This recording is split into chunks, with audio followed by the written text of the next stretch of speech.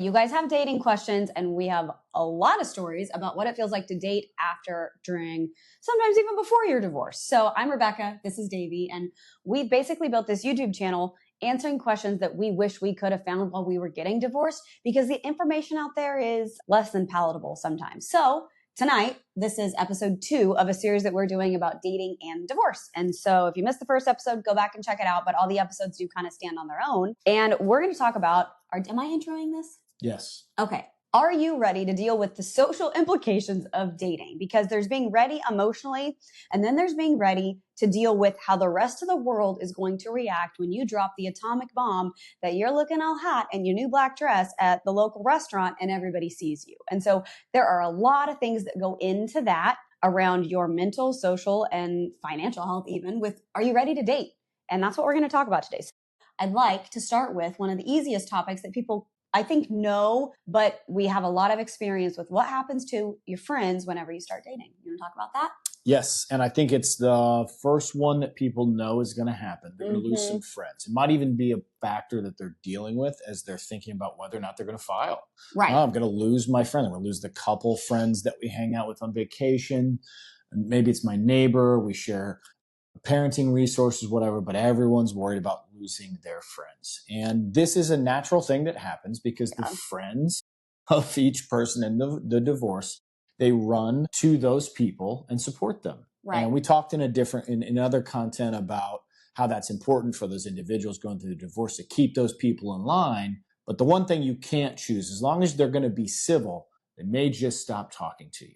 Right. And you're going to lose friends. And the reason it's important to think about this, you're going to lose friends in a slow burn as the marriage goes away and there's divorce and there's time.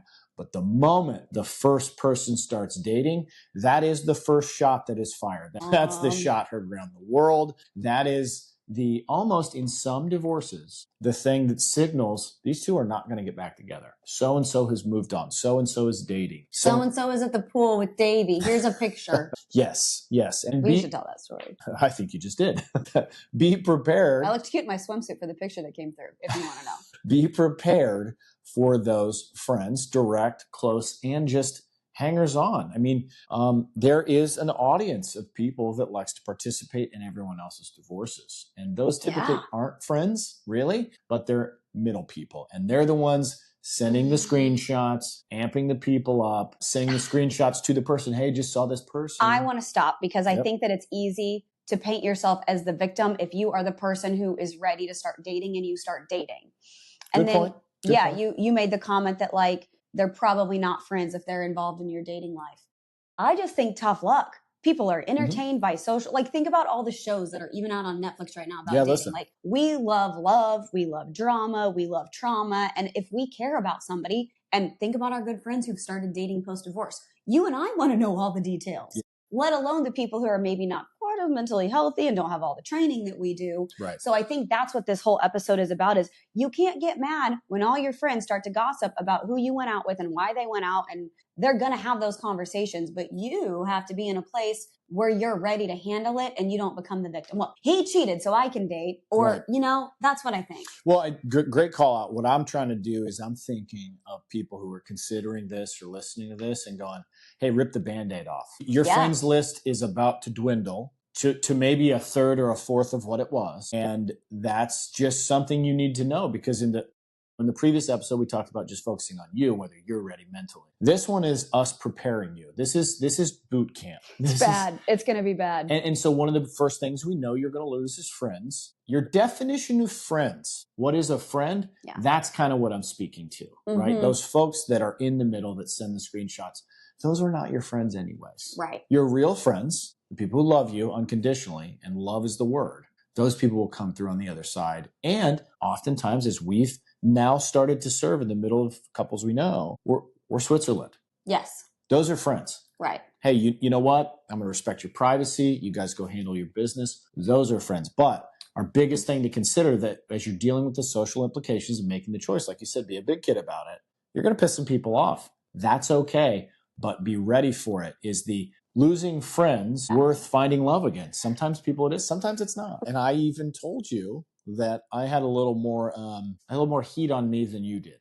Right. And I warned you of that. You did. And I said that not only do I have some heat on me based on how my marriage ended, but you're the nice one to a lot of people. And I am a little more bullish about my personality and don't do as many kind things as you. So that's what I said. You've helped me you get did through say that to yourself. Yeah. But that was a discussion. So you got to be ready for your friends. And one of the things that we worked through and had a lot of empathy for, and this is just, it made sense in my brain, so I want to say it the way that you said it to me, is like when I'm thinking about what it feels like to date and how hard it was for everybody to have the judgments and how many people when we started dating, did I have to go to their house for coffee because they wanted to pray me out of this bad decision. How could I date a dad? And then, multiple people, I get invited over to the house because, Rebecca, you really shouldn't be dating until your divorce is final. And by coffee date 3 or 4, I was like walking in there owning it. But one of the things that we came back to discuss was like, we are putting on full display a lot of people's biggest fear. And that's what happens when you start dating post-divorce, is you are an example of everybody who's married, who knew you as a married person. That's their biggest fear is now, well, we knew Davey and his ex-wife and now Davey's dating. I can't imagine if I was Davey's ex-wife, it would hurt. And so you're like living out everybody's nightmare and you're happy. So they have to kind of put you at arm's distance. That's like their nightmare is their other person dating. And so well, there was an interesting dichotomy in that you had a self-imposed 6-month rule. I did. And the rest of the world wish we would have had a 6-month rule. Yeah, that is true. They wanted us to follow a rule. Right. And that's my point. That's my bigger qualm with these post-divorce dating questions on respect levels. And should you do it in 3 months? Should you do it 90 days, a year? All of that is arbitrary. I'll tell you when you should do it. It's all arbitrary. And it's mostly guided by social pressure, which is external pressure, which who cares?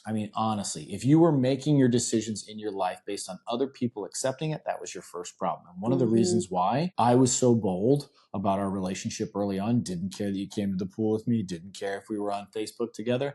I was proud of you. I was proud of our relationship. And I also knew that us being together in such a forward way, even to married couples that were our friends and were supportive, they felt in a way, you know what? It's okay to be happy. Yeah. And I think a really good way to wrap up this section of the episode is answering the question, are you proud that you're dating? Because if you're in a place where you're not ready to shout it from the rooftops, hey, I'm dating. I'm happy with where I am emotionally and I'm looking for another partner. If you're not ready for other people to know that, then I don't think you're ready to date. Yeah, I think there's plenty of people that go on apps or they meet people out, dates or whatever, and they absolutely transparently could be like, hey, I'm just dating. I'm not going to be in an open, in a relationship at any point. I've not only got my children to consider if their children are part of it, but I've also got friends and family that I want to bring up to speed and things like that. So big question to ask before that. We talked early on about, are you mentally healthy, mentally ready? But now are you ready for the social implications of friends? But friends aren't the only people you lose. And that'll be our next episode. That's family. And that's just as you want to do next episode? I do. Okay. Yeah. We got on a little filibuster with friends there. We did. Yeah. So next one's family.